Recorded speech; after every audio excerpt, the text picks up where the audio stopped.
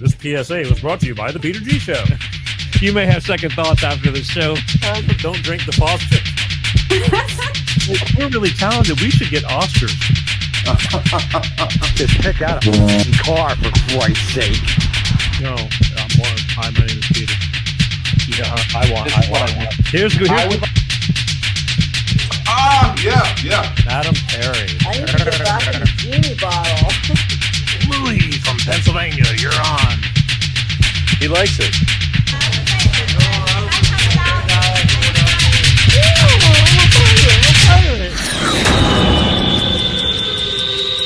It's showtime.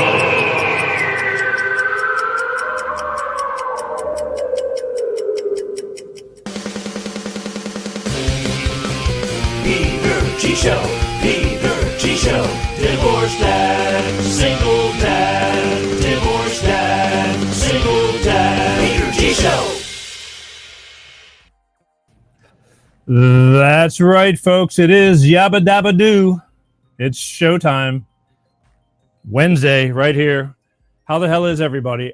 I hope everybody is doing fine during all these times, life that we go through. Speaking of life, thank you for tuning in and watching Life of Peter G, the Peter G Show, every Wednesday like clockwork, 6 p.m. Pacific, 8 p.m. Central, and 9 p.m. on the East Coast, God willing. And I mean that. I do. Because I was just talking a few minutes ago about how things can be really great and how things can just kick you right in the head and wake you up and say, don't get too comfortable. But I am grateful. And I'm grateful for those of you who tune in and watch. We got a great show tonight. We do. Tonight. Where am I? Tonight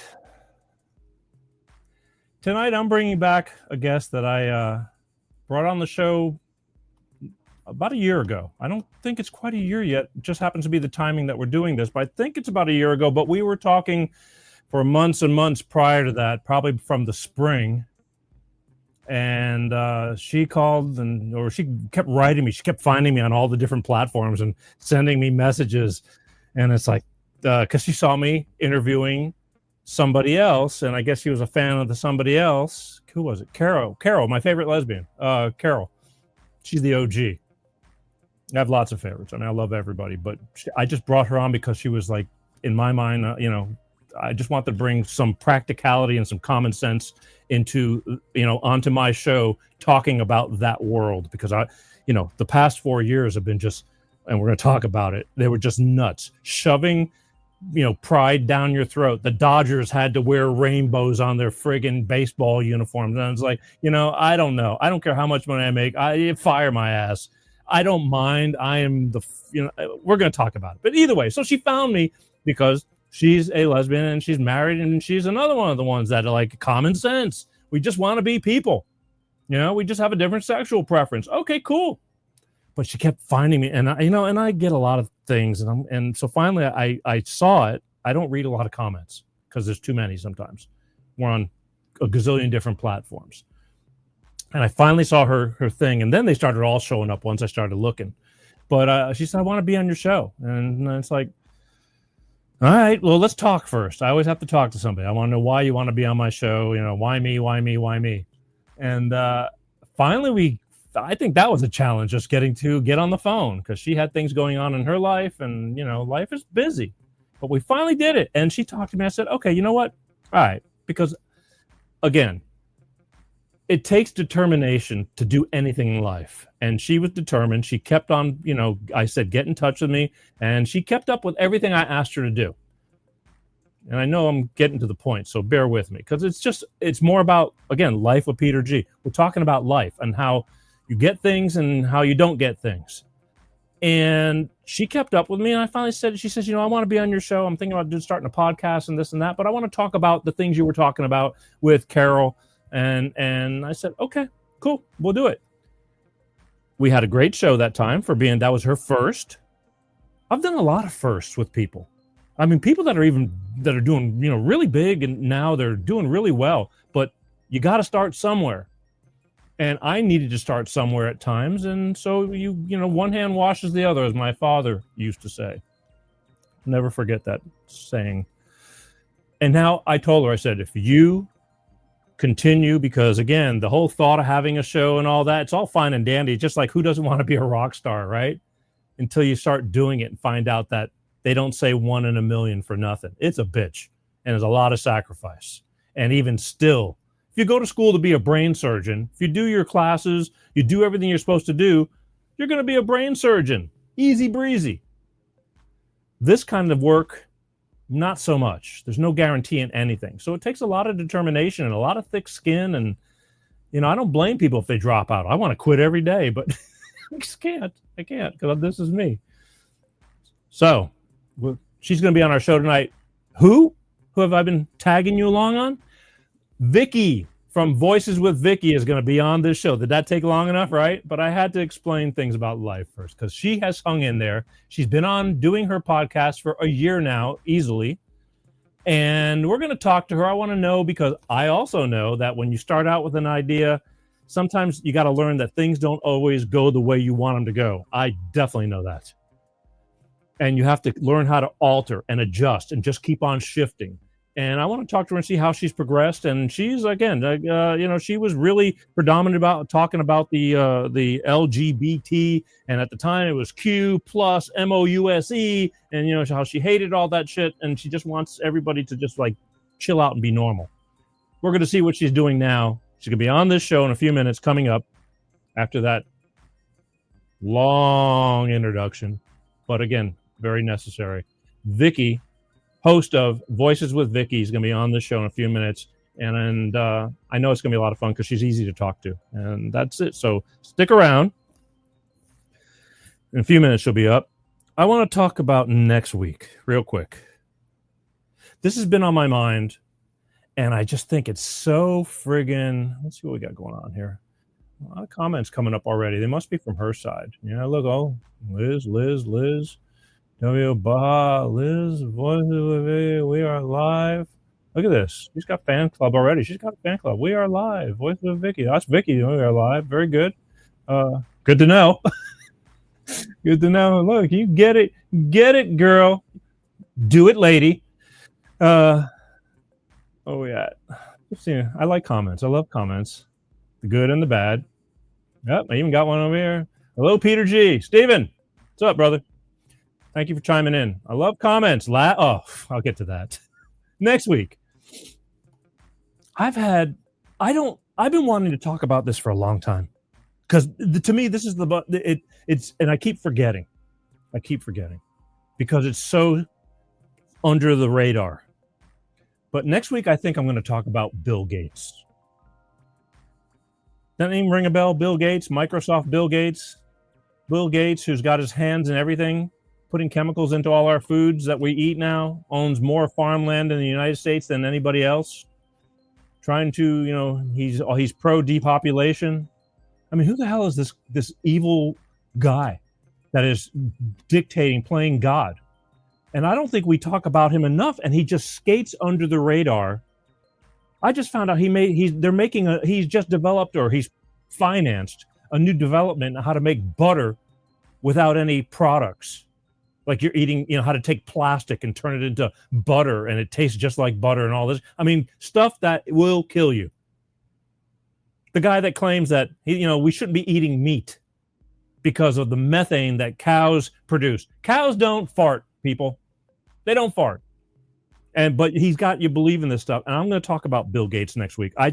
People who are not aware, or he's so quiet under the radar. He's one of the biggest problems with this world because of that thought process with the New World Order and the WHO, or, all that stuff. So we're going to talk about him next week. That is August 27th. I want to talk about Bill Gates because we need to bring awareness that this guy is taking on the God, playing God with our lives.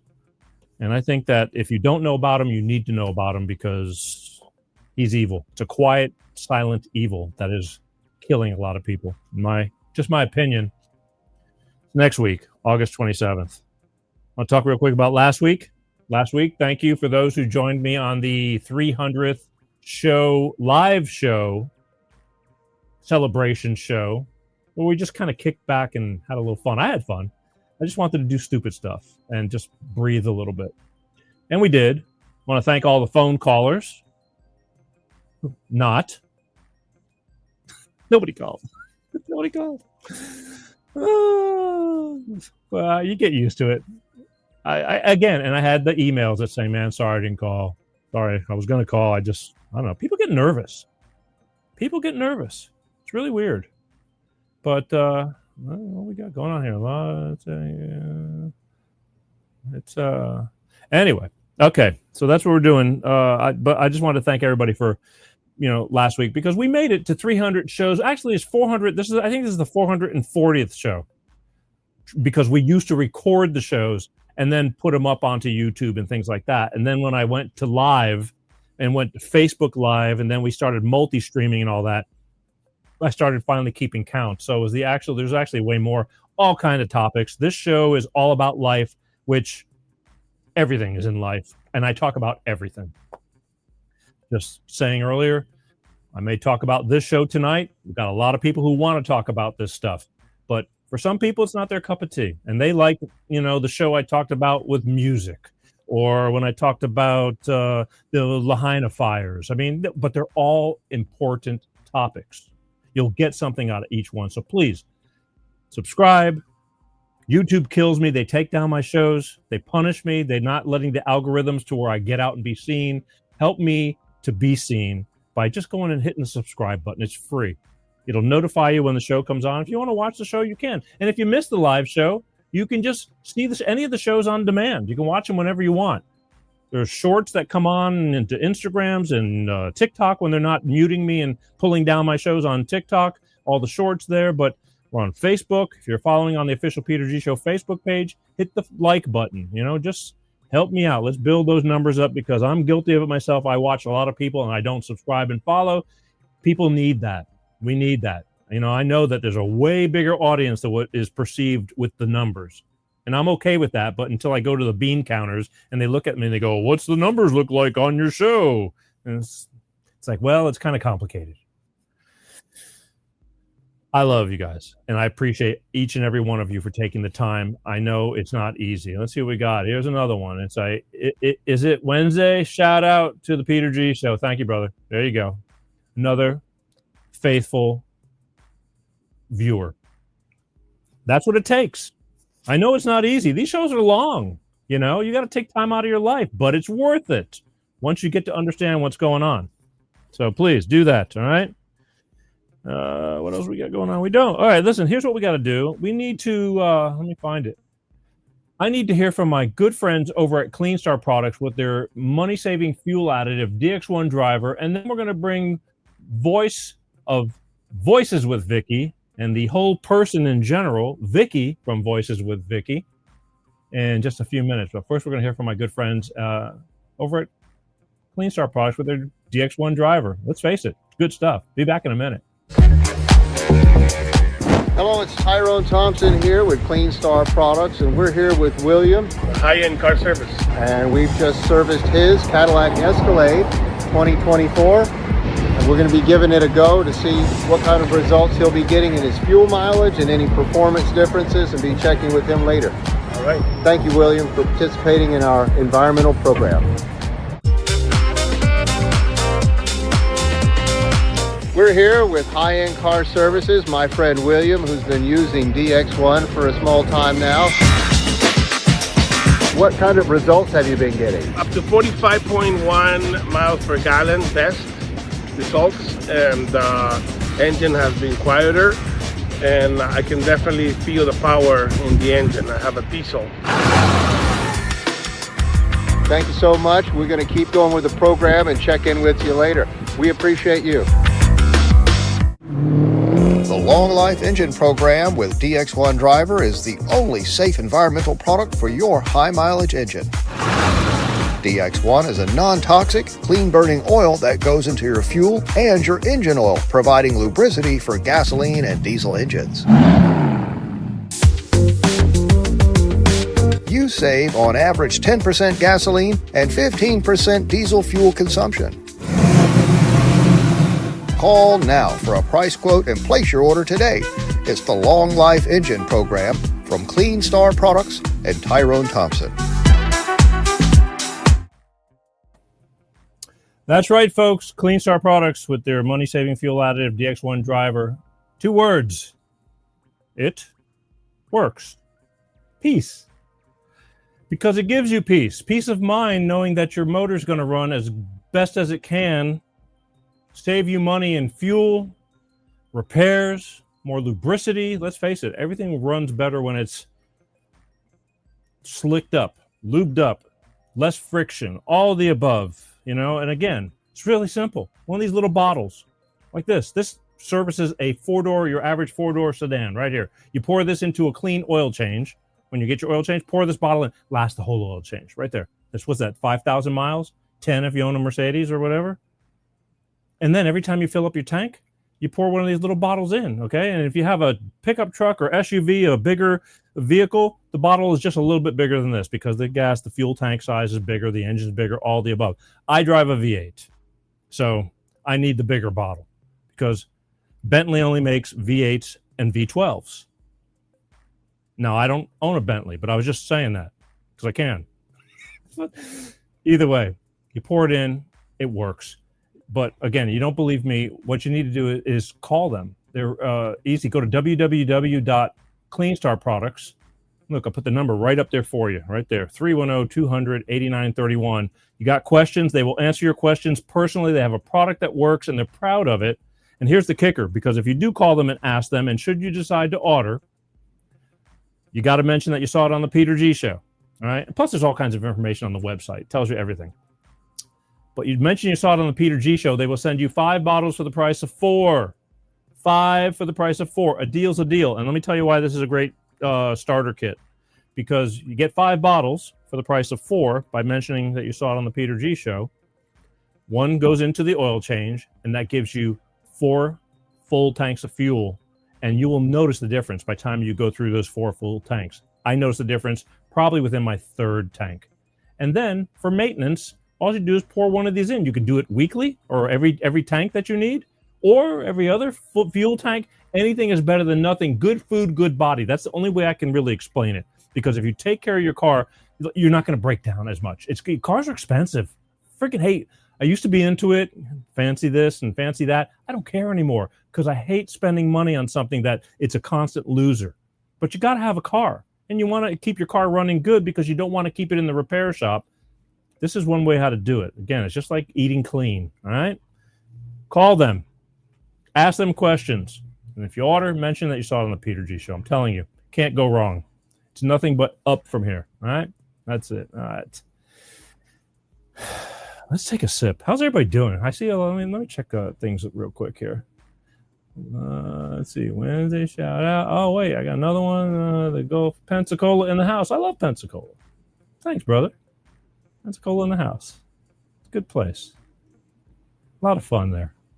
Great beaches. Beautiful people. Liz is, let's see, we got Liz. Liz is on fire. This is a boy. She must, trying to find one that will. Oh, she's commenting on all the Bill Gates stuff I was talking about. Hang on, Liz. We'll get there. That's next week. Believe me, I'll bring it to the table. I don't hold back. I need people to know, to wake up and not stop living under a rock. But, okay, so here's what we're going to do. Let's take a drink first. As always, thanks to all my viewers and listeners. I love you guys. I truly do. Don't forget to subscribe, share, share, share. Can't love me or hate me if you don't know I exist. All right, here you go. Salute. No. Smooth. Ah, yes. Yes, that's tasty. Okay, so as promised, I said that I was going to bring host of the Voices with Vikki podcast. She's anxiously awaiting in the wings, if she hasn't left me by now. But, sorry, I'm just looking things over here before we get, because we're getting ready to go full steam ahead. And anyway, so without further ado, She was on the show last year. I promised her that I'd bring her on 1 year later, should she still be in the scene. And lo and behold, ladies and gentlemen, she is in the scene. So without further ado, from someplace in the United States, she's got her own podcast called Voices with Vikki, where she's constantly evolving, and we're going to let her talk about it. But she talks about things that a lot of people don't want to talk about and brings a valid point to all of them. So here you go, ladies and gentlemen, the voice of Voices with Vikki and the person within Voices with Vikki, Vikki.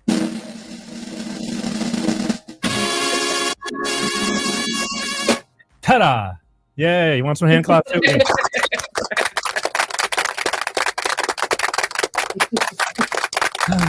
See, there's a face with that voice of Vikki. I guess so. Yeah. How's Vikki? I guess that's the thing. I am doing really well, Peter. I'm doing really well, and I am very, very happy to be back here a year later, almost to the date. I don't remember exactly when we first met up and how all of this happened, but yeah, it's been about a year. I think it's still a week or two away, but it's just about a year. And this is how we planned it out, and it's like whatever, it all worked. I might not be exact, but we're here. From what I recall, I was in New York in June of last year, and I had a hell of a time when I was there. We won't get into any of that.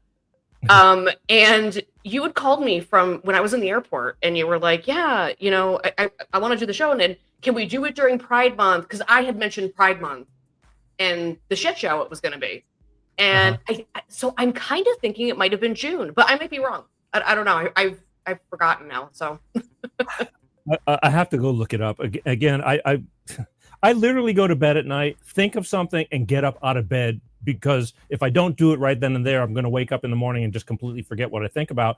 And I was going to look it up. I wanted to review the old show a little bit, but again, it's in my head for the most part. I just said, you know what, we're going to review through you. You're going to tell me how it's going, and how the ups and downs, the difficulties, the fun stuff, the not so fun stuff, all of that. But you did make it, and I told you, if you stay on, which, God, if I had a nickel for everybody told me that they're going to do a killer show and be around, I get it, but you're still here. Yeah, and it's been, it's interesting. You were saying how I've had the podcast for a year, and I've had it a little longer than a year, and I got to thinking about this. It's actually been almost 2 years since my first public appearance. I first appeared on the Buck Angel show in September of 23. I remember you telling me that. See, I thought I was your first. Sorry. No, I'm sorry. No, but you know what? You were my first live. Yeah. Live is live. Yeah, exactly. Live is live.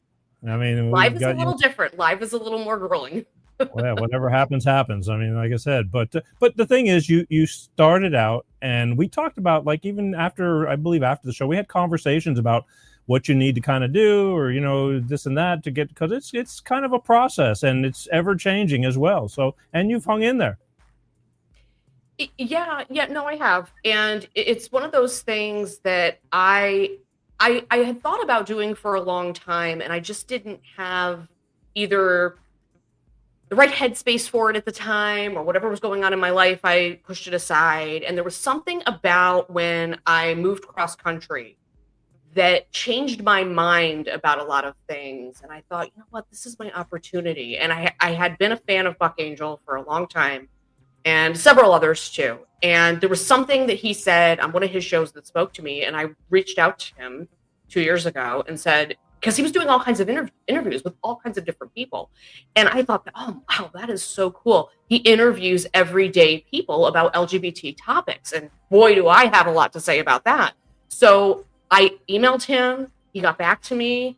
I remember being terrified because I'd never done anything like this before. It's not for everybody. Like you were saying, people get into this and then they're like, what the hell was I thinking? And I definitely felt that way going into it. And what am I saying? I still feel that way sometimes, honestly. But I did that interview, and then things just opened up after that. And I've made about 5 guest appearances on his show since then. and it opened up avenues to meeting other people. I've expanded into TikTok a little bit, just kind of being a guest. There's a gentleman named The Middle Gay over on TikTok. He's fabulous. You got to check him out on TikTok. He's a lot of middle ground based guy. And I've met so many wonderful, great people doing this. And that is what keeps me doing it, if I'm being honest with you. Plus, I've learned a lot. Well, okay, but that was the whole thing. It's like why I had you on the show, because you saw a show that I did earlier with Carol, who is a self-pronounced, older lesbian, and she's very practical, and she's tired of all the crap that's ruining it for you guys. And I'm into talking about all these things because we're all here together, and bullshit is bullshit. I don't care what side or what team you play on or whatever, but there's stupid stuff going on in every genre, every make, model, and all of the above. And I said, okay, number one, I'll let you come on because you really kept, you just kept, I just felt like this girl's got something she wants to say. So, okay. I'm persistent. I am persistent. Yeah. When I want something, I go for it. Yeah, that is true. 100%. Good. When I'm tracking down guests, that's the same thing. Sometimes it's hard to reach people and they go, God, you were really persistent. I go, well, you didn't say no. So if you didn't say no, it's still a yes in my mind. And I just have to, so I did look, the sitting on the couch isn't going to get you nowhere. It's that simple. So the thing is, so you came on, but you wanted to start a show talking. And again, it's a very categoric, avenue to go down. You're talking about the gay and lesbian community and all that. And so it's a very narrow, top thing to go. But then I'm watching you because, again, life is really pretty complicated in our daily current events. And you started now dabbling in that as well. And, you really start, it's bad enough, like I said, we're going to go after and start separating the trans and this and that, pissing people off. And now we're going after, current events, which is something I'm very familiar about. And you start dividing your audience because they're either going to love you or hate you, but you just want them to listen. Right. Yeah. Yeah. And when you talk about current events, there was so much. After the interview that we did last year, I mean, we were right in the middle of presidential race, and nobody knew what was going to happen there. Yeah. And I don't think I've ever seen, and so much divide in my life. I already thought it was bad, but I mean, it down to even a personal level, people were at each other's throats about the election at the time. And it was even difficult for me because I was never somebody that was like, oh, I love Trump. He's the best thing ever. But I also knew that there was so much baloney going on the Democrat side that I was like, I don't think we have a choice anymore, guys. Plus, I was starting to see that I was being lied to by the left about a lot of things and manipulation in the media. And I had stepped away from that and started to be more practical about doing research, about making sure I wasn't only listening to one side of the conversation and trying to be a little bit more nuanced. So after the election, I mean, well, we all know how it turned out. People went nuts. There were people, especially in the LGBT space, that thought they were going to die. They were going to go into concentration camps. I mean, they were really saying these things, and they really were spreading it around the internet. And I remember saying to some people at the time, I'm like, this is really sick that we are poisoning our youth to the point where we have these people, not me, but these people have our youth thinking they're going to die because of this, or thinking they're going to be stripped of their rights. And it bothered me so much because I want to set a good, solid example for young people that might be gay or whatever. And a good example as far as like what our American values actually are and what the Constitution is actually about.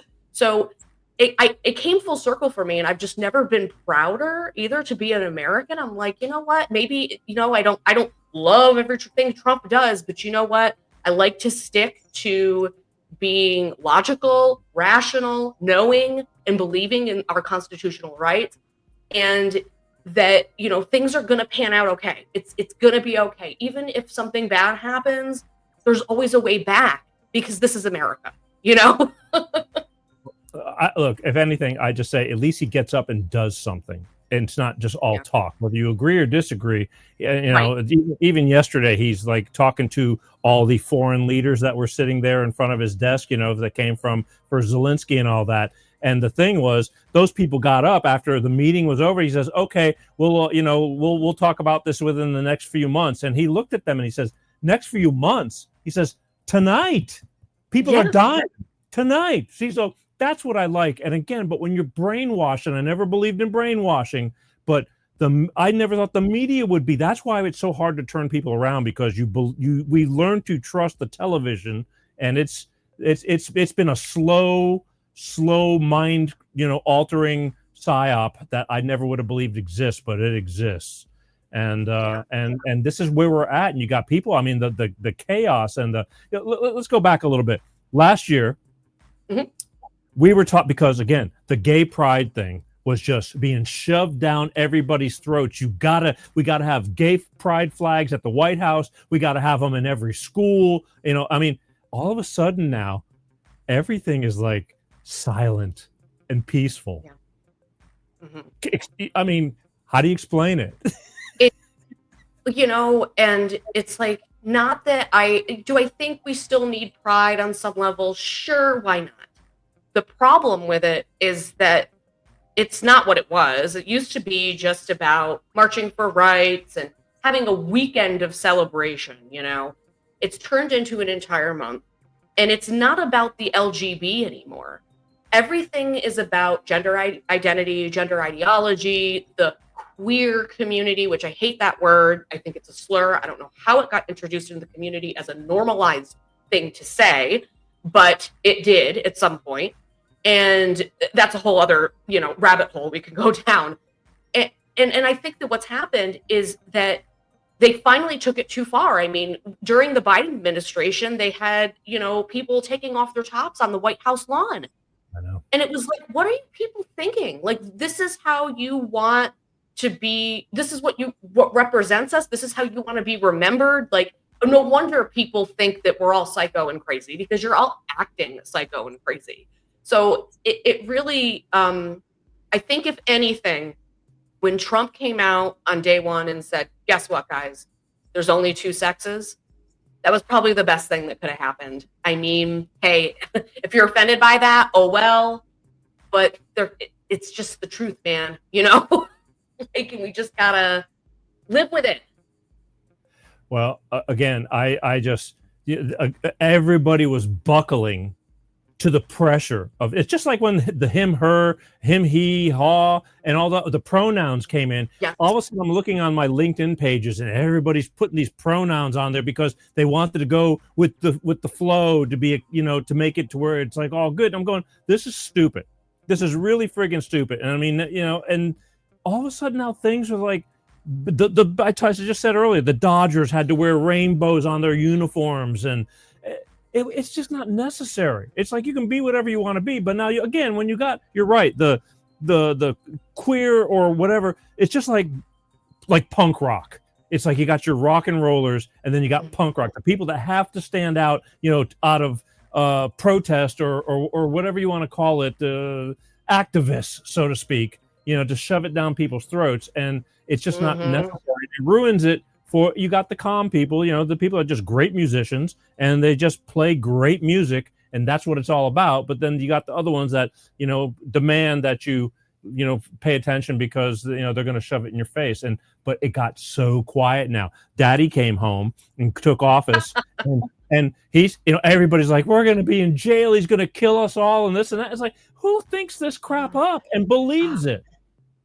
How can you believe this stuff? And it's like, I don't see any, I haven't heard anything about any gays being put in. I saw it earlier on these, some of these comments, no concentration camps, no gays being persecuted, just be gay and shut up. This is simple. And then this is the thing is that, and I may have talked about this last year, and I've talked about it a great deal on my own channel, is that Obergefell versus Hodges, when all of that came down back in 2015, we were ready to pack up and go home. And the majority of us did, because at that point it was like, we don't need to do anything else.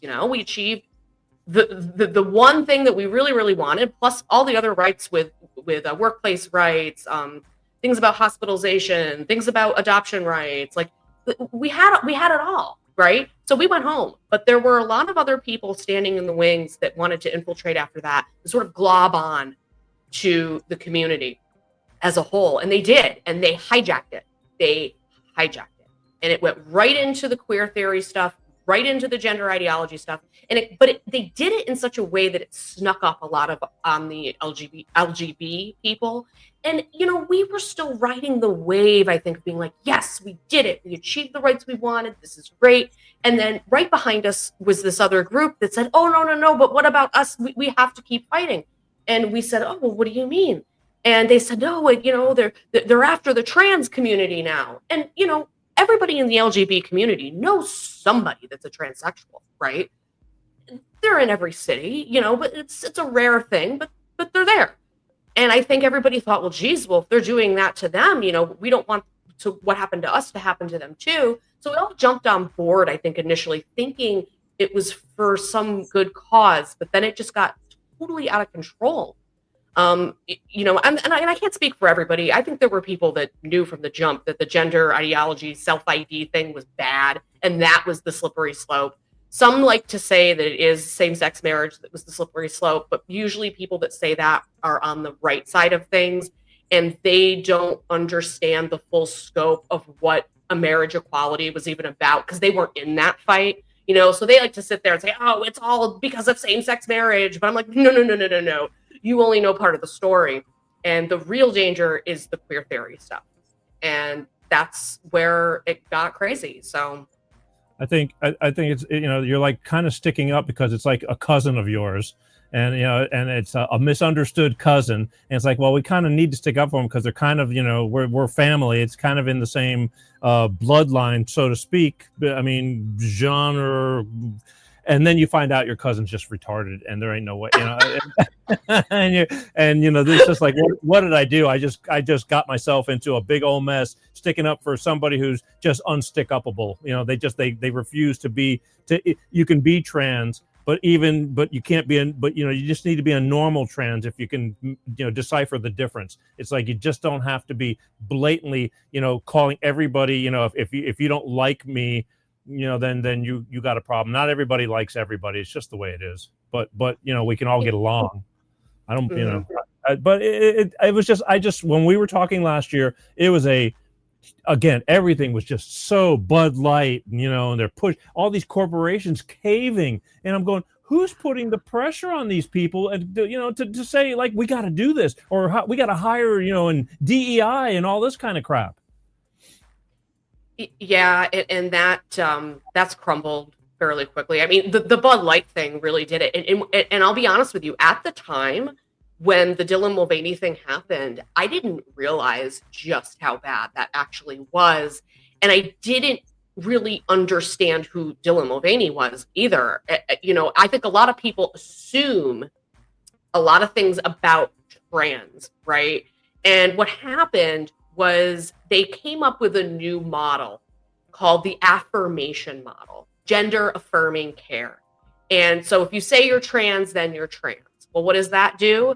That ignores comorbidities. It ignores other reasons that you might think that you're trans or might have an issue with something, right? And it also enables our healthcare system to be really lazy and to make a ton of money.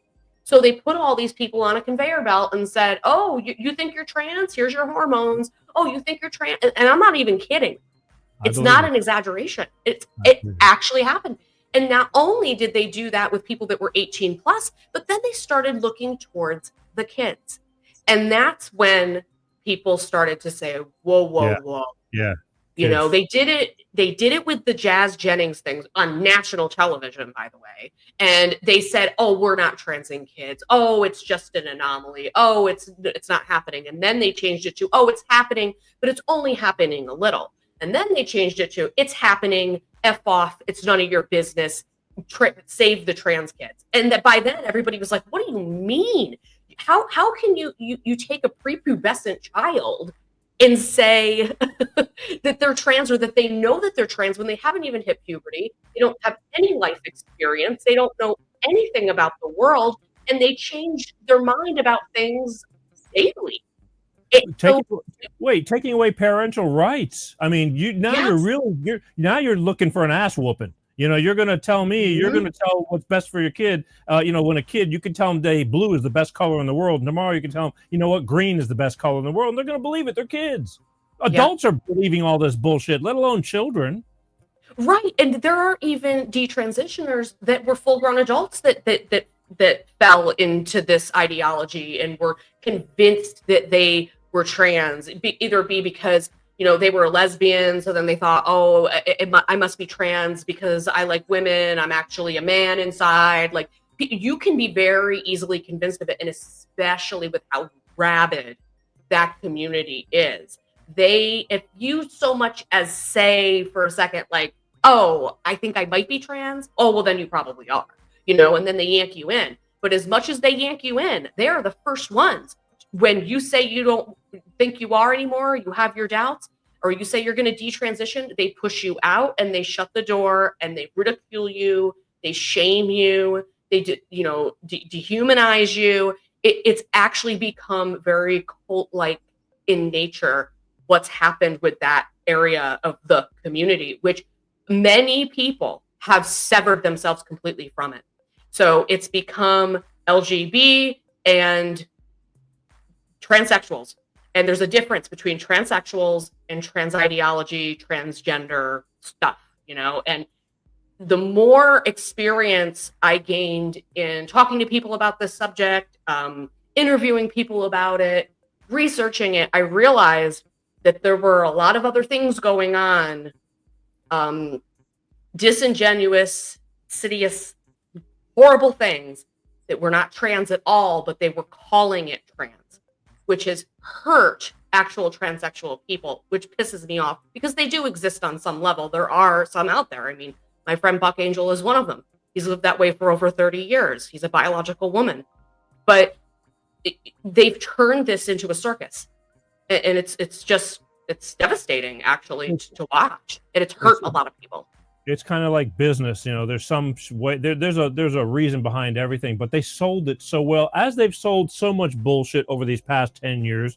And again, I blame it all on media. The media, if you say it long enough and you say it over and over and over, from this, person saying it to that, you're going to believe it, whether it's true or not. You're going to believe it because everybody's saying it. So where's the real truth? You can't find the truth. Well, I mean, common sense, but who's got that anymore? Well, and you've got all these, elitist woke celebrities that get out there and virtue signal like it's their job. And I literally think it is their job. I think they're being paid a lot of the time to go out there and say, trans kids are real, save the trans kids, and la la la. And like every celebrity has a trans child as an accessory, and it's like, if you look at it for what it really is, you know that's phony, but the thing is, a lot of people, if they're not paying full attention to it, or they live in this world where, oh, you just want to be nice and don't be judgmental and be accepting and loving. If you use those words, it puts people into submission. You just need to be nice. Don't judge people. Don't be mean to people. And people kind of recoil and say, oh, okay. And they don't use any kind of critical thinking after that because they're afraid that they're going to be called a bigot or they're going to be judged if they speak up and use their instincts. Because a lot of this with the trans ideology is stripping people of their instincts. Don't believe your eyes and your ears. I think that's with everything nowadays. Yeah. With everything. I mean, people are not saying things. They're thinking different, but they're afraid to speak up because of their job or because of, they're afraid of what somebody's going to come lashing out at them. And this is the problem. They're all getting beaten into submission, even though they know it's wrong. The doctors with the jab were having to do things that a lot of them knew were not the way to go. And all I hear it from people. I go, dude, I'm totally with you, Peter. I just can't say anything because I don't want to start any problems. And that's how the problems start, because there's not enough people saying, shut the fuck up. You guys are just screwed up and you're screwing everybody up. That's my motto for this year, is like, people need to shut the fuck up when they don't, they don't know what they're talking about. Quit jumping the gun and start judging the minute you hear something on the news and going, see, I told you so. And 3 days later, it disappeared because it wasn't true. Shut the fuck up. How's that? You're spot on. And I see it in LGBT. I see it in mainstream media. I see it with what's going on over in Israel and Gaza, with the Ukraine situation. People think they know what they're talking about just because they subjected themselves to what feels to them is real. But a lot of times it's propaganda, actual propaganda, and how do you tell the difference? Well, sometimes it takes a little time, and you have to actually slow down and not be impulsive. Because these days with the phone, you want to immediately, like when Elon Musk came out and made the gesture that was supposedly the Nazi gesture and all that. And oh my God, everybody went nuts the second they saw that freeze frame of him doing that. Yeah. And I just couldn't, I was like, I don't think that's what this is. But then those same people that are screaming about Nazis are also extremely anti-Semitic. And I'm like, what? Who are these people? Do they realize the hypocrisy in what they say? The beauty of media is that there's tape and film of everybody from years ago, and then all of a sudden, Musk does the Roman. It was a Roman, salute or whatever you want to call it. And then there's pictures of Kamala doing it. There's pictures. I mean, it just, when you have your hand out, it just looks the same no matter how you look at it. And it's like another one of those. Well, there's all your buddies doing the same thing.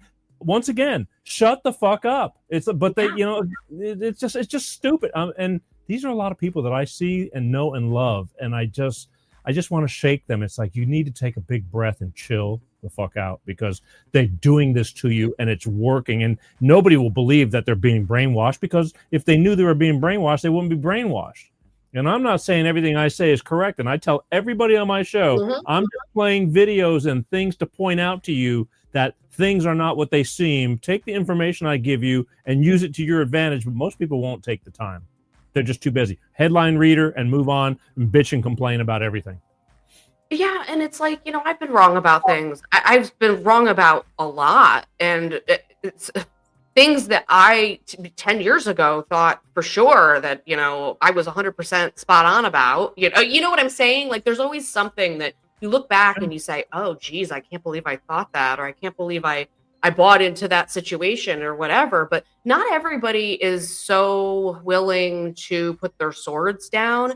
And I think with what's happened with this election is that the Democrats still are having a hard time self-reflecting and looking within their own party and looking within their own mistakes to figure out why the F they lost, and lost badly, by the way. And I told people, I said, she's not going to win. I knew it. I called it like the day once they did the switcheroo too and took Biden out. Not that he was in any condition to run, but once they did the switcheroo, they took him out, put her in. I was like, this is going to be an interesting couple of months. Like, and she had no substance. I'll be honest with you, I voted for Biden in 2020. But I was cringing at the fact that he picked her for his running mate. I tried to like that woman, and I knew she just was terrible. She can't even hold a conversation. She can't do a long form interview like this. And she was the vice president of the United States, for crying out loud. Well, then again, you're asking the Democrats to look within. It's like, what went wrong? It's like everything went wrong. They can't do nothing because they had a whole different agenda. And it was to destroy this country and line their pockets. And so I was a Democrat years ago, and I stopped being one. I go, because I didn't like the Republicans, because it used to be, it was for the wealthy. It's not really like that anymore. And they both have problems. But that side, the Democrats have gone crazy. And again, Trump can find the cure for cancer, and they're going to say, so what? So what? And I just feel like, but again, you say this to some people. I got people I'm very close with, and they freaking hate the orange man, and they just will not accept anything. And again, it's like this war in Ukraine, it's all making money for all the warmongers, you know. In the past, it used to be the Bushes, the Republicans with the wars and all that, making all that money with Halliburton and all these companies. But your average person doesn't pay attention to that stuff, and they just play on the heartstrings about the poor people in Ukraine. It's like, the United States started that friggin' war. It's real simple. And then Biden didn't do anything. He instigated it and didn't do anything to fix it. At least Trump is trying to get them together to talk. And now it's like he's Putin's puppet and all that. It's like, stop it. Stop it. It's the biggest bunch of bullshit. It cracks me up because there's footage of Putin with George W. Bush. There's footage with Putin with Clinton, all snuggy together. I mean, come on. Like, you just got to look back in the history books a little bit and you'll see that this is nothing new. Trump is just very Trump. And some people, it rubs them the wrong way. And I get it. I know, but they programmed everybody to hate him. Again, you look at the View, you know, those bunch of yentas. Okay, but you look back at the old tapes, they're hugging and kissing him until he ran for office. Okay, so it just goes to show you, it's like, don't you get it? You know, these people that loved him, all of a sudden they hate him. He hasn't changed. You know, he hasn't changed a bit. But they, you know, because again, he's doing things that goes against lining everybody's pockets. You know, everybody's bitching about that ballroom, you know, that he wants to build for, it's $200 million to build the ballroom, which in the White House, they hold the dinners and things like that. I found out they have to set up tents to have these shindigs at the White House in the wintertime. You know, so they're building, and all of a sudden you get the propaganda, and it's going, oh yeah, he wants to build a ballroom. Meanwhile, in Ukraine, the war is still going on. It's like and Social Security is getting cut. No money from us, we the people, is going towards that ballroom, but they don't want to tell you that. You know, it's Trump. Trump is donating money of his own plus private donors to build a ballroom that's not even going to be there when he's in office. But they don't tell you that. It's all about the hate. Look, people are starving. He's cutting Social Security and Medicare, and he's building a $200 million ballroom. It's like, once again, everybody shut the fuck up. I mean, just pay attention. I mean, seriously, because it's the bullshit is so deep, and the people are just truly feeling the hatred. I say it with some intensity, but I you know, even the people that I disagree with, I will not like cut them out of my life, because we have too many things and too many years and memories over this topic. And I totally get why they feel like they do, because they have fallen for that bullshit. It could, because they sold it so well. And now trying to get them out of that mindset, it's no easy task. Yeah. So yeah, I mean, and it's one of these things that it's like, you know, there's the difference between, you know, having all this TDS and having your criticisms of a president, right? There's been days I've looked at the television or watched a speech of his and said, what the hell is he saying that for? Or why is he talking like that? But then the next day I see that he signed off on something that I think is going to be good for the country. And I'm like, good, I'm glad we're doing that. That's good. That's great. You know, you have to try to be objective a little bit, but I think people get really lost emotionally, and it's hard. It's hard. I get that it's hard, you know, especially these days with the access we have to every little freaking thing. We're always attached to the phone, always attached to the internet. And I think that has eroded our society in a sense. And for those of us who are under the age of, say, 30, those people don't know what life was like before the internet. So people like you and me, I was probably one of the last generations to remember life without the internet and knowing that there's you can put it at a distance if you want. You can live without your phone, you know, but the younger generation, they don't get it. They have no idea. They were born with the phone in their hand. Oh, no. So, the 80s was great, because if there was a cell phone and the shit that I was doing in the 80s, I would have been in a lot of trouble, a lot. You know, there's just because, you know, there was just instant contact and communications. Like, I would have never been able to do the shit that we did back then, and because it would all be on video. It's like, whatever. Right. Yeah. You know, no, it's look, it's just so sad the way things are going. And I just, I don't know. It's not an easy thing to fix, and at least like you got Trump every day. He's having these conferences. There's 90 million people in the Oval Office, the media, and he's openly taking things on the fly. He can do that. That wasn't done over the last 4 years. There was nothing over the last 4 years, nothing. So you know what you get with him. Yeah, he does say some wild shit, but okay, But he does do something. At least he's doing something, and the internet now, that's what I want to talk to you about. It's the same thing, only different. This whole AI thing that's going on right now, the ads, I mean, not the ads, the people, I'm finding all these new people, like, let's take California, for instance, because, well, not even California, just everything about Trump and this and that. I can't go on Facebooks and or TikToks and what's the other one? Holy crap. Instagram. Thank you. There we go. I'm finding all these like people like you Trumpers and this and that, and then you look at the profile and there's 5 people, but they're real people talking, and I can discern the AI real people from the real people, but I'm finding a lot of real people. This whole thing with the bots now, and like you can buy 10,000 bot farms to do your propaganda. I mean, it's gonna get really, really out of control. I'm getting sick of seeing so much.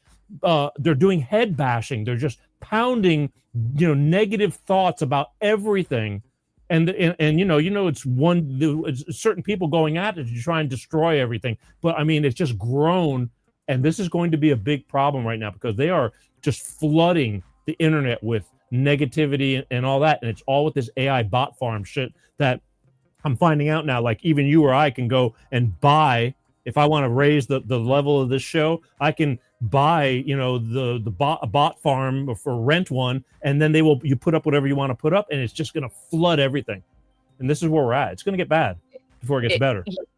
That, and I think even the AI, the fake imagery of things, we can still tell in a lot of instances that it's fake. But it's going to improve. Yeah, some people. Oh, yeah, but it's going to improve and improve more and more to the point where people even have a good eye for it, or that are in this space a lot, like you and I, where we're not going to be able to decipher what's what, and that is really, really scary. There are people that have said to me that it's going to be the end of the world with that, because people are going to just see stuff and think it's real when it isn't. Yeah, and you get people that, again, they look at it for a second and they immediately post it, and I'm looking at it and I write, this isn't real, right? And I hate saying that. I just don't want, because again, because in their minds, it feeds their soul to say, look, see, I told you, look. And it's just, and it's bad enough when they do it with a bunch of bullshit, but now it's the fake bullshit, not even the real people doing bullshit. Now it's fake people doing bullshit, and it's believable. And this is going to be a tough one. It's going to be really interesting. I mean, I do a lot of current event stuff now because I feel the need to try to keep people on their toes, to be aware, because there's a lot of people walking with blinders on, and those are the ones I'm trying to reach. The ones that are like way anti this or that, you can't. You just got to learn that they're never going to come around, and each has their own journey. And all I tell the haters that watch my show, if you're watching this show, then obviously you're a fan, bitch. And I mean, they're watching it because they need to be here. There's a reason why they're here, whether they love me or hate me. There's a reason why they're here, and that'll be determined. But I still don't dislike these people. I just feel like I feel they're dangerous. They're getting more and more dangerous because they're spewing out so much crap. But I just, in hopes that eventually something will change and we'll all start, figuring this out. But I'm telling you, Trump has stopped 6 different wars or things from happening already. The monks are, 70,000 monks or whatever it was, 30,000 monks have broke their vow of silence. I mean, to say thank you, Donald Trump, for making peace, in their area. So, I mean, but yet he's so evil, he's bad, or whatever. It's politics. Politics sucks. And politics suck, yeah. They do. I hate politicians. I do. But I think he's the lesser of the politician. He's not a politician. That's why he says all the crazy shit he says, because he's not afraid to say it. He just doesn't say anything you want to hear. He says a lot of shit you don't want to hear. But, and I know he knows a lot more stuff, and he's very good at keeping secrets. He just doesn't blur things out. So I have to lay my trust into him, regardless of what anybody thinks, because I just feel he's the lesser of both evils, period. Right. And now it doesn't matter. I mean, because he's the president. He's the president for the next 3 years. So it is what it is, right? I mean, so it's like people have to realize they don't have control over everything. And I think a lot of it is that people are miserable and they seek control. They seek validation. They don't have enough going on in their own life, you know, that they zone in on this thing. Like just some people that I have met, just hearing the name Trump makes them seethe with freaking rage. And I'm like, I couldn't live like that. And you know, I really didn't like him in the first term because there was just everything was just crazy. And there was a lot that I didn't even understand or realize at the time the media was doing to make him look bad. And when I looked back and reviewed footage of things that happened and actually watched all the footage and not just the clips that they would show you, and I was like, whoa, man, like we were taken for a ride. And not only that, but I've learned a lot about editing and how things are curated. And I'm like, that's exactly what they were doing. In a lot of instances, they were pretending that he said things like the very fine people on both sides, that whole thing. Sure. And you listen Suckers to the whole thing. All that. Yep. But when you listen to the whole thing, you're like, oh, that's not what he said at all.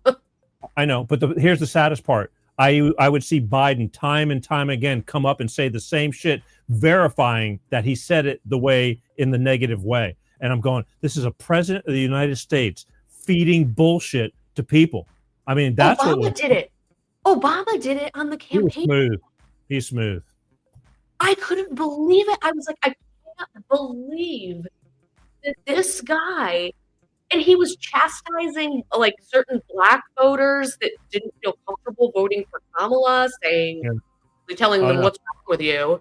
And I was like, this is disgusting. Like, you're telling people how to vote because of their race? Like, what is this, the 50s? Like, he had little validity this time around. Like, people just didn't care what he had to say this time around. But the first two terms I voted for him twice because I thought he'd make a difference. It took the last quarter of his term to where I finally, from friends dripping on me slowly, going, dude, he's not what it seems. He's just the public figure, and he's smooth. He talked really good. The yes we can and all this kind of crap. Farthest from the truth. He made more racial division between the blacks and this and that, and did least amount of things for the black community and this and that than Trump ever did. I mean, Trump's done more for the black community than Obama could ever do. Things like that. Again, lies, propaganda. Things aren't what they seem. Just propaganda, feeding us with bullshit. And I think people are becoming much more educated now, but there's still a long way to go for a lot of people, unfortunately. And it's tough because there's always going to be people on both sides. I was saying recently on my show that the horseshoe effect is real. The people on the far left, the people on the far right, to me, are one and the same. They have one way of thinking about something. There's no talking them out of it. There's no nuance to the conversation, and they're very, very selfish in the way they think. And so when I see people on the far right going crazy, I'm like, you sound like a leftist. And when there's people on the far left going crazy, I'm like, you sound like a right-wing KKK member. And I say it on purpose because it really pisses them off. But it's true. I will switch in a heartbeat if they start going awry. I mean, but unfortunately, again, the Republican side now has become more democratic than the Democrats, and therefore, which is incredible. I know. I wouldn't believe, and believe me, there's a lot of these Republican politicians that got to go. They need to go. Mm-hmm. You know, the O'Connell and Lindsey, whatever, Lindsey Graham's and Lindsey Graham, yeah, two-faced. I have video of him saying how fine Joe Biden is, and then the minute Trump started going back into coming into office, Trump is wonderful. He's just such an ass kisser. And again, I don't trust these people. There are good and bad, but the good thing is, I mean, Trump learned a lot from his first round being president. He admits he made a lot of mistakes relying on people telling him who to rely on. and he's still having to go and weed through the crowd because there's still a lot of people that are, from the old regime that he's having to weed through, but he's got a lot more people that he can trust now than he did before. And I think he's got a bigger grip, and people are so impatient. It's like, when is he going to do this? When is he going to do that? It's like, it's been 6 months, people. It's been 6 months and he's done a whole lot. Shut the fuck up. It's real simple. Yeah. The 6 months, there's everything is upside down. It's like the man doesn't sleep. And then I saw a picture. They tried to say he was sleeping during a conference or something like that. It was a photo. It was a photo that I guess they caught when his eyes were closed during a blink. And they said he's sleeping. It's like, that man, say anything you want to say, but that man does not sleep. He's trying to figure out how to fix this and how to fix that, good or bad, as opposed to an administration past that didn't try to fix anything. They just kept the chaos, keep printing money and putting us deeper in debt. Well, and how uncreative too, because think about how Joe Biden really did fall asleep places. I mean, he really actually fell asleep and really did have a hard time getting going for the day. It was obvious, especially in the second part of his term. And now they're turning around and they're trying to paint that same picture for Trump. And I noticed that. I mean, anything but that. Pick a different way of him going down, but not. Yeah, it's like. I mean, can we come up with something else, please? If you want to hate him, find real dirt on him. They have nothing. See, that's the problem. They have nothing. Even this whole thing with the Epstein, he's on the list. It's like this and that. He's done nothing wrong. And again, why they're hiding it, that's probably a whole that's different a whole story. other story. Oh my God, yeah. They can't pin anything on him because I heard from gangsters too. There was New York, the mob and all that with construction. Everybody's got to pay off the mob to do everything in New York, and they were saying that Trump would never go on the take. He would never, and he was the biggest builder in New York City, and they said they tried to get him in, and he would never take to go with the mob or however that worked. He was just always squeaky clean. Did he make mistakes? Sure, I'm sure he did. And then you got people say, well, he filed for bankruptcy and this and that. He had 1 million businesses going on. Something's going to go into bankruptcy. It happens all the time. Unfortunately, we're just pointing and sticking our fingers at Trump. You know what I mean? He's built the whole skyline in New York. Well, and the other thing about him too, the thing about him that I actually think was his best quality as far as business is concerned, to me, was the marketing and how he reinvented himself when he did bankrupt the casino, and it was this whole thing. And he could give the illusion of having money even if he didn't have a dime. And he reinvented himself with The Apprentice and all that, and that aspect and part of his life kind of remolded what Trump was all about. He was very, very good at that. He was always a couple steps ahead. And people that don't like him have never taken the time to look into his past. And it's not all good. It's not all great. There are things about that man that I'm like, what an asshole. But at the same time, I want to know all of it. I want to know the whole thing. Yeah. I don't want to just know good things. I want to know bad things. I want to know it all. And then I make my decision about what I think and how I feel about it. But these people that are extremists in the TDS part of it, they can't sit down and even have a conversation about it without flipping out. It drives me crazy. I don't even bother with some people anymore because I'm like, you know what? I am not trying to convince anybody to love him. I'm not trying to convince anybody that he's wonderful. I'm just trying to get people to chill out. Personally, I don't want a nice guy in office. I mean, we got it's a mean, hard world out there. Biden, whatever, he won or was put in there because he didn't run the show. Wait till they get behind. Again, it's so deep and so dark of who really runs this country in the first place. And that's the problem. They know with Trump, he doesn't go along with all that shit. And that's why they tried to kill him. And that's why they've tried everything they possibly can, because it's going to interfere with the plans of this one, new world order and all under one and socialism and all that kind of stuff, which, one hair at a time, they were yanking out of everybody's head so that you don't feel it until it's too late. And then we're all, dependent on them. And Trump isn't going for it. And that's why. But you got people, they've just taught them to hate him, and that's just the way it's going to be for a while. forever, maybe. Oh, probably forever. Let's talk about your show a little bit more here. I mean, Sure. even though you talk about a lot of this stuff, how often do you do your show, and how do you do it, and where is it at? So everything I'm doing right now is pretty much pre-recorded. So I'm in a place where I find topics to discuss. I do a lot of reaction videos and try to get feedback from my audience too. Like, I try not to, I give my opinion, but I want to know, I mean this genuinely, I want to know what people think. And I want to know sometimes, am I off base about this? Am I crazy? So I do the show, it varies. There are it depends on how much editing I need to do. But there are weeks where I can pump out 3 shows. There are weeks where I only pump out 1. And I don't just do reactions or certain topics. I also do interviews. I've interviewed a number of trans people. I've had Buck Angel on my show. I've had the middle gay on my show. I've featured some friends over on TikTok and kind of highlighted and showcased some of the garbage that they go through over in that platform. A lot of homophobia over there, believe it or not. It's crazy. On TikTok. Oh, actual homophobia.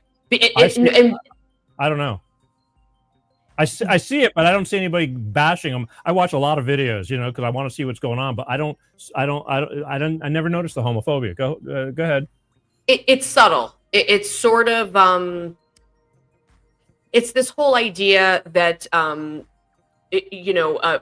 somehow these new age trans, queer, whatever they are, people have now thought up this thing that it's a choice again to be gay.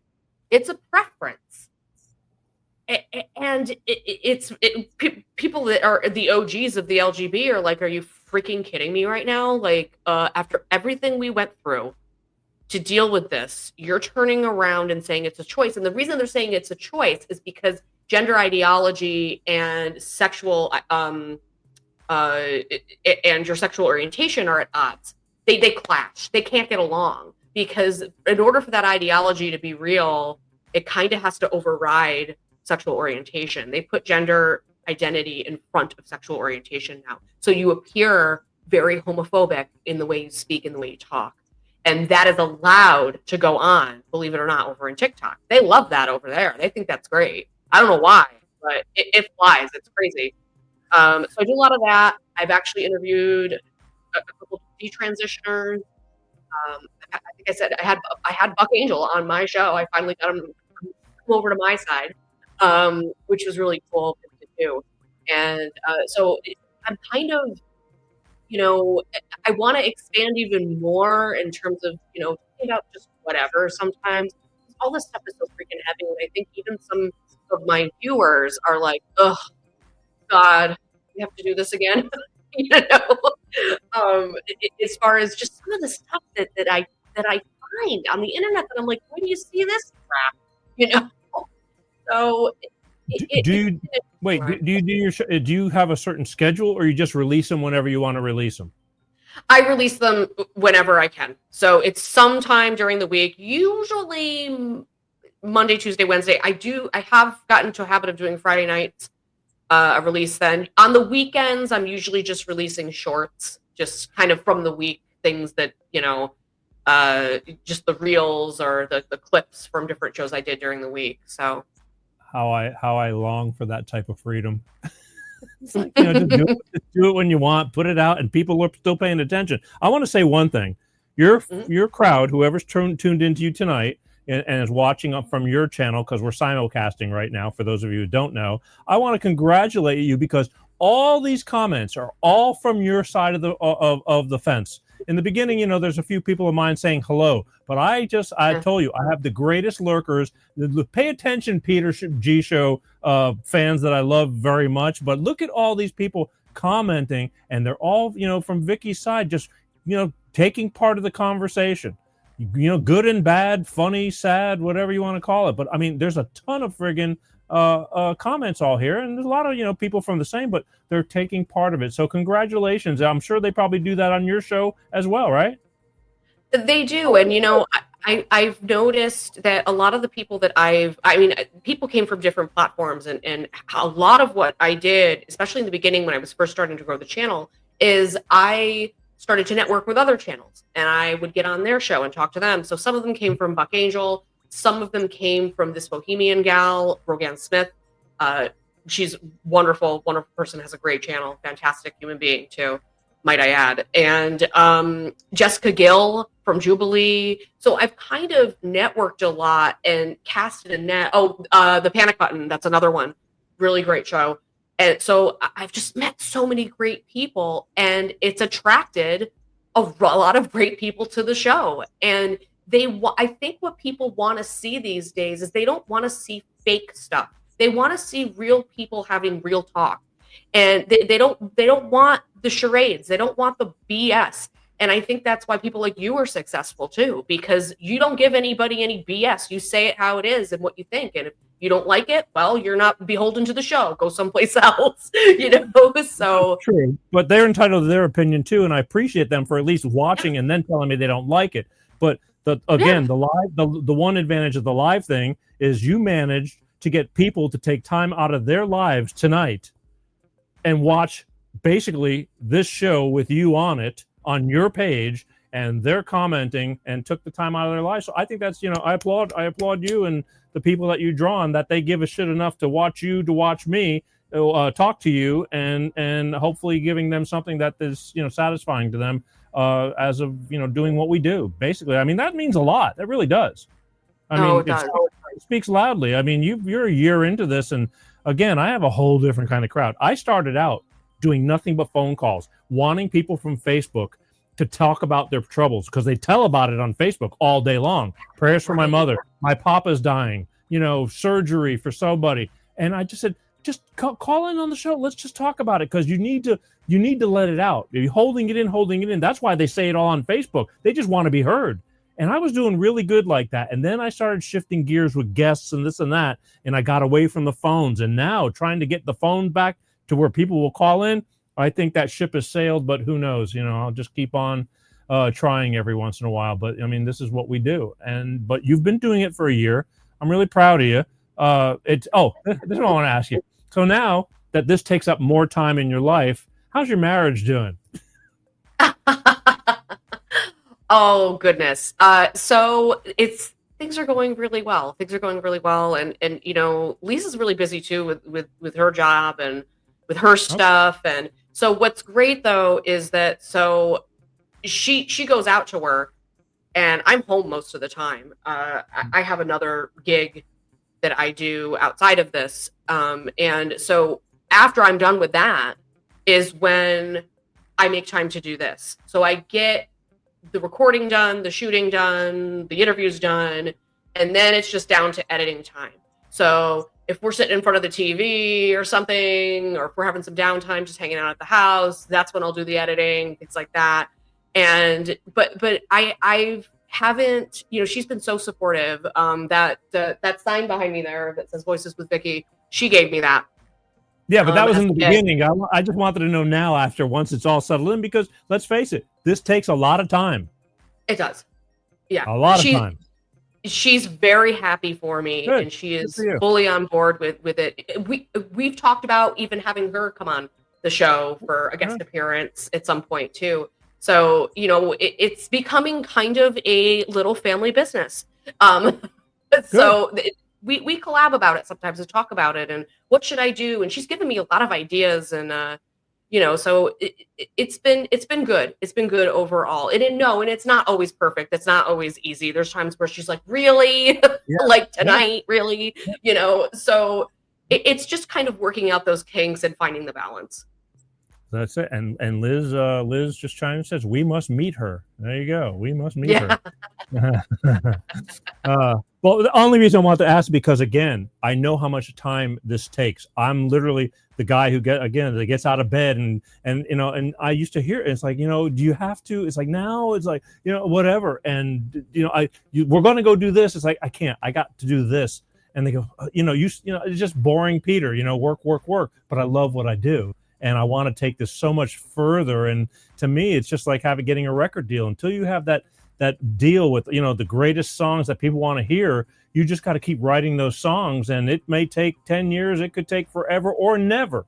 But I'd rather keep going and trying than to just, you know, because I want to go to the beach or something. It's like, I've been to the beach, I love the beach, I'll figure it out, you know. But this is important to me because people, if people are taking their times out of their life to watch you or me, I'm going to try to, you know, give them something that they're going to say, well, that was all right, you know. I mean, some don't think that, but you know what I'm saying. Yeah. It's you know. So I wanted to ask you how she felt, because again, it all sounds good in the beginning, just like, you know, a new relationship. But when you get down to the nitty gritty, and the bigger you get, unless you can afford to have people working for you and doing all your media and this and that, it takes a lot of time. Depends how extreme you want to go. That's why you said I put it out when I put it out. I'm on a schedule like a machine. Yeah. And it sucks, but I'm on a schedule like a machine because that's the way I put it together. And I wish I could just, you know, I'll throw it out when I want to. I've gotten people used to this. Like, hey, Wednesday, be here, you know, and I'm not going to let them down. And then you can watch everything on demand, just like anything else. But I just wanted to ask you about that. Okay, so you do all your shows and you just put them out there, and you put them out on what? YouTube, Instagram? No, are your full shows on Instagram or what? No, I usually just put clips and reels on Instagram, and I do, you know, just a little like thumbnail that says, hey, this has come out, or this is premiering at this time, or whatever. And I put it on the stories, circulate it around. For YouTube? Oh no, I'm sorry. For Instagram, I do that. Yeah, right, but you send people to YouTube to see your shows. I mean, where do you consider home base? Home base is definitely YouTube. That's definitely the main drag for me. Okay. Yeah. Okay. I got you. And then you are doing TikTok, you said, and Facebook, and what else? Anything else there? X too. I'm on all the platforms. I don't utilize some of them as much as I probably should, but it's a lot, as you know. And so I kind of, my focus has been YouTube, and that's had the most growth so far. And it's, you know, you can find me anywhere. You can contact me anywhere. You can talk to me wherever you want. I wanted to have that availability and just at least have the opportunity for an audience on other platforms, because I know not everybody uses everything. So, but YouTube is where it's at for if you really want to see the full show or get to know Voices with Vikki and what it's all about. That's where you're going to want to go, is YouTube. All right, so we can find Vikki, you know, anywhere, but basically you want to see the full shows. Basically, if you Google Voices with Vikki, you're going to find Vikki, you know, on anywhere. The more content you put out there, the more easier it is to find you. I mean, that much I knew. I was doing it the hard way, and I said I'm going to put out a lot of content, because that way you just kind of, you're everywhere, and if they Google you, they can find you. It's just that simple. But it takes a lot of time, and you know, there's platforms like Instagram. I can't get arrested on Instagram. Same thing with like X. I don't know why, you know, and I put out thousands of pieces of content, and I just can't pick up momentum on those places, but I just keep on putting it anyway, because one day it'll probably change. But until then, you know, I'm just not going to give up on it. I put it out there. To me, if it's two people that really give a shit and care about what I'm putting out, it's worth it to me.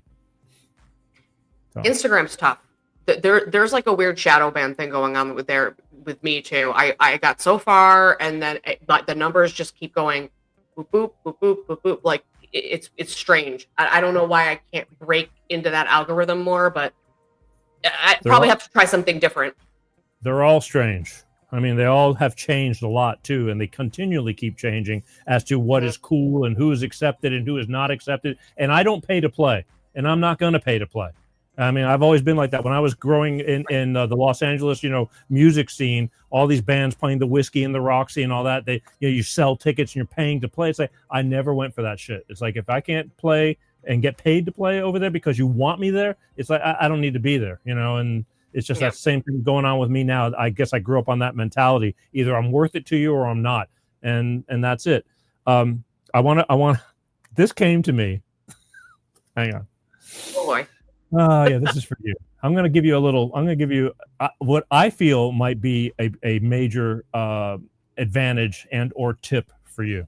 Okay. Now, once again, what the hell do I know? Okay, that much I've learned. It's like I don't know a friggin' when I see things that I think are going to not be hot and they explode and take off, it really brings you. It's very humbling. It's like I quit guessing what's going to be big and what's not going to be big. But however, and I hope you take this. I want you to take this really serious because I truly believe this might be an advantage for you. But you got to be open-minded. Okay.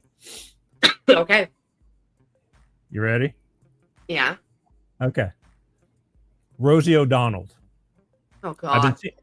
I know. See, hang on. Hang with me. All right. You need to hang on to this. Okay. Okay. I see a lot of her lately. She's so fucked up. I mean, she is mentally ill. But she's wealthy, and so she can. Yep. Look, here's your buddy Liz. I said Rosie. Correct. Okay. Rosie. I gotta. Let me find this. Rosie O'Donnell. I was thinking about it, and this just popped in again. This was another 2 nights ago. I jumped out of bed and wrote this down so I didn't forget because it just call me crazy. But I think let me get let's get a picture of her. Where the hell is she at? All right, bear with me now. Again, I need you to open your mind because this might not make sense to you now, but I think you could do really, really well with this. I think and I don't want you to take this the wrong way either. I just think you have the potential to mimic her. To do it. If you could find gotta get the glasses, and I gotta do the hair. I think you need. Well, her hair's longer now. But I think she's so fucked up. If you could look at that smile, that's her smile. If you could, there you go. Listen to, I'm dead serious. If you could do parodies of her, I know. But if you could do parodies of her, like a little extra something, and take what she says and then do it yourself, and get the accent right.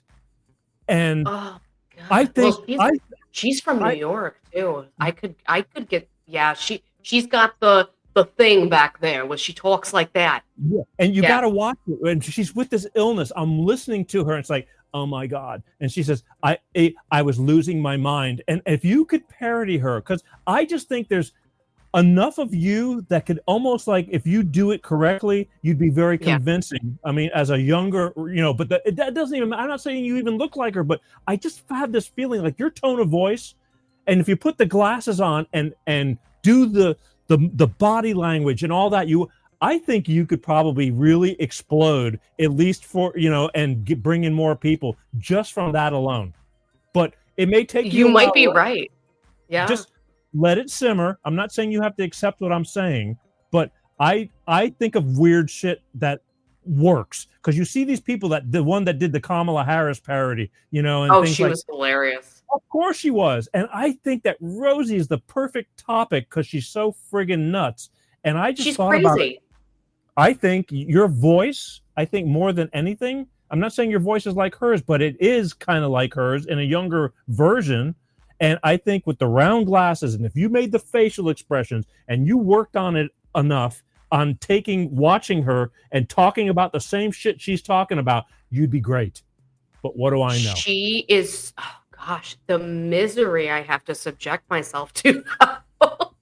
But it'll be worth it because because it's like, who the hell is, she's so irrelevant, but yet she's forcing it down our throats on being relevant. But again, that's what, and look what $80 million will get you.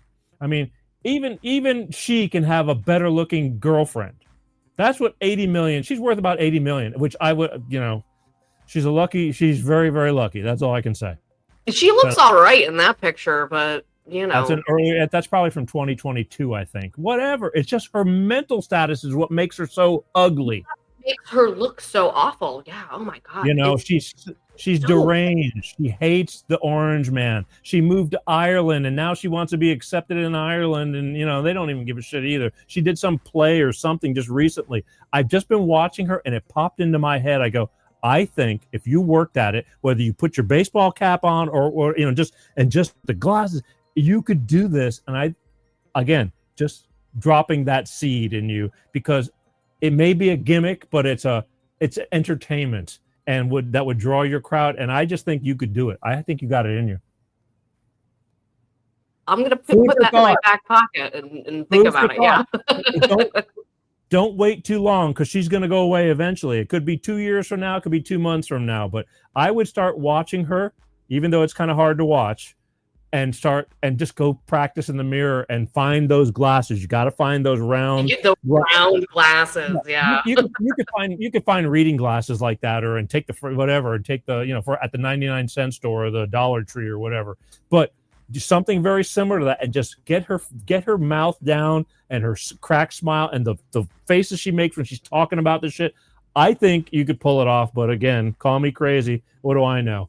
I'd have to maybe get a wig or something, like a grayish. I don't know. I'd have to look into it, but you could put powder in your hair. I don't know. I thought about that too. Yeah. I just think I would start with the glasses and getting the facial and the voice down, and then take it from there. That will evolve and get better and better if you practice. Again, I'm not telling you what to do. I just think that would be a major plus, because she's nuts. She's a lesbian, but she's a nuts lesbian, and people are just getting sick of hearing her. But it'd be interesting seeing it from somebody else. Nobody's doing her.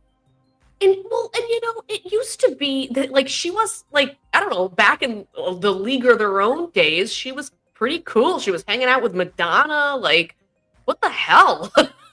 She's just a loudmouth now, and on top of that, she's getting sicker and sicker. Like, her train of thought, when you hear her talking, it's so deep about, you can just feel this illness, and she needs medications and stuff like that to keep her on track. I just say give it some thought, and I'll leave it at that. I just wanted to plant the seed publicly, so if it came out and you did, I think you would do a great job. It's just going to take a little bit of convincing to yourself and some practice, and I think you'll get better and better at it. I just hear it in your voice. I do, not in a bad way. I think that if you derange it like her, you'll get people like on the Instagrams and the TikToks and all that kind of shit, making these 1 minute little things. You'll be bringing in a crowd. I wish I could do it. Unfortunately, nobody wants to look like me, so I got nobody to do a parody on. That's it. Look, I want to thank you for coming on the show and talking about the thing. Well, and thank your crowd too. Let me go back to that. I had to leave all that because I wanted to show these pictures. But all these people that are commenting, and they're all yours. And so I think you got a lot to be. You should be proud of yourself. I mean, Rome wasn't built in a day. And again, I've seen some people take off within months, and some people it's a lifetime of work to get to where you want to go. If you ever get to where you want to go, I think the key is love what you're doing. And I told you that, a long time ago. And if you love what you're doing, it's worth it. I do. And it's definitely evolved into something. And I wouldn't keep doing it if I didn't have people like this that showed up for me tonight too. I don't think, how could you? You got to have some kind of audience to speak to and to get feedback from. So I feel very, very lucky to have that. Yeah. Well, again, you can get two people doing the exact same thing, and one can take off, and another. I just don't know. Again, it's all about delivery. It comes from within you. Throughout my whole musical career, I used to have people saying, "Dude, you missed your calling," because they said you should have been a comedian. And because I used to love cracking up. I mean, making jokes on everything, seeing something and taking it and turning it into a joke. And they used to say, "Everything's a joke to you, dude." It's like, yeah, it kind of is. You know what I mean? I mean, I'm very serious in a funny way. That's the front of me laughing at it. But when it's time to be serious, I'm serious. But I rather laugh than cry. And so for years, and all of a sudden now at this age, the music business was taking a dump. My divorce stopped me from, or at least I chose to stop because I had a child that I wanted to make sure I was next to and help and raise. And it came into this, and it's like, okay, I'm pretty much on that path after a whole journey of, being a musician all my life. And maybe this is, who knew, whatever, maybe my friends were right. Even though I was a good musician, I love doing this. I truly do, especially bouncing off of people. And I do have some shows where I have funny people on. I have some people that are serious topics, but we try to find a laugh and some information on every show. So again, I'm glad you love what you're doing, and your wife's not, on board with you, because that's a big deal. If they don't like what's going on, happy wife, happy life. Exactly. I hate to use that adage, but it's kind of true. But at the same time, you can't be a wuss either. It's like you got to be you, because if you keep on bending only for the other half, you're just a mere shell of a person. You know what I mean? Just keep pleasing somebody else. It's got to be a two-way street. But you're doing it. You're good. You put them up when you put them up. People want to see Voices with Vikki. You can find her on YouTube or just Google Voices with Vikki. And again, we'll check in another time and see how life goes. I mean, God willing. Time's flying. I mean, this year has gone by real quick. And since I talked to you last, and we'll see what happens. I mean, because no matter what I want to hear next year, I want to see you doing those Rosie O'Donnell parodies. That's what I want to see. We'll see. Well, talk about it with your wife, and I mean, I don't knock it. I mean, just open your mind a little bit. It can only get better. I wouldn't have said this if I didn't believe what you can pull it off. That's all. Because I just want to see you explode with that, and I'll go look at that shit because people love funny. They love that stuff. So anyway, all right, listen. Thank your audience. Wave to everybody, and we'll see you when we see you. You'll be featured during the short clips for the rest of the week, and I'll share them with you. Then you can share them with your audience. And again, I want to thank your audience for watching us very much. Very, very cool. You're very lucky because I'm telling you, I have a great audience, but they're just silent. They just love. They love to watch. Take that any way you want. The lurkers. Yeah, they're my lurkers. But they're my lurkers, and some of them. Voyeurism. Yeah, but I'm all for no harm, no foul, whatever. It's all good. So long as they're watching, that's all. But I do wish that they would be more communicative with everything. But I'll take it. But that's it. All right, baby. Thank you very much. And I hope the show. I think we're good. It was kind of fun, and time just flew. So absolutely. Well, thank you, Peter. I appreciate you taking the time to have me on. No, I again, just I want to see that Rosie O'Donnell. So that's it. I know, call me crazy, but that's my job. All right, I'll be talking to you soon. Wave to everybody. All right, cool. Bye. Bye. Oh, there I am. Hello from back. I think she can pull off the Rosie O'Donnell thing. I just do. I just think if she works at it and makes that crusty smile of hers and gets the voice down and picks and just copies some of the stupid shit that Rosie O'Donnell says, I think she'll explode. I mean, it's my humble opinion. Anyway, all right, listen, I want to thank everybody for watching. I do. Please, if you enjoyed what you see, again, I don't do my Life of Peter G. The Peter G Show is exactly that. 1 week we're doing this, next week we're doing that. Life is full of choices, and I talk about everything from alcoholism. Next week, I'm going to talk about Bill Gates. I need to talk about Bill Gates. I don't think people are aware enough or you're aware of it, but we just let it slide of just how evil that excuse of a human being is. And I think it's very important that we reiterate a little bit because I don't see anybody talking about him, and he needs to be talked about. So I'm going to do my part next week. August 27th, right here on Life of Peter G. Bill Gates, we're going to talk about him. A lot to be talked about on how he could be so quiet under the radar, be doing so much harm, in my opinion, to our foods, to our medications, to the population and people playing God. So join me next week. If you like what you're seeing on the Peter G Show, please hit the subscribe button on YouTube, the follow button on the official Peter G Show page. It'll notify you when I'm on. It's free. It's harmless. If you want to watch, you can watch. If you don't, you don't. Again, some shows you'll want to watch. Some shows say, I'm not interested. But just stick around so at least you know what I'm going to be talking about, because you never know what you may learn. Again, it's entertainment with a purpose. And most of all, we do talk about a lot of hard topics at times, and people get pissed off, and a lot of people agree with me and a lot of people don't agree with me, and that's totally fine. I'm good with that. But there's a lot of pressure in the world right now. It's been going on, and a lot of people are under pressure, barely making it, having to work several jobs. People are not working. Oh, I forgot to play those videos for her. Damn it. I had videos for her. Anyway, next time. We just got enthralled with all that talk. because it's important stuff. It wasn't. Damn it! I need to stay. That's what happens when I don't. It's an unscripted show. I just go with what we're feeding off of, which is important stuff. Be kind. Lots of people under pressure. You don't know what one is going through when they lash out at you. You just don't. Take a breath before you speak. You don't have to be an ass. You don't have to take a lot of crap from people, but you don't have to be an ass. I mean, it's hard. It's a hard life out there. It is. You walk out the door, you don't know what you're getting into. Some people walk out their door and never come home. Be grateful. I'm thankful for every day I wake up. Good or bad, whatever's going to happen in the day, I woke up, I was alive, I got to have another day. Not everybody gets that. So be grateful. Try to be.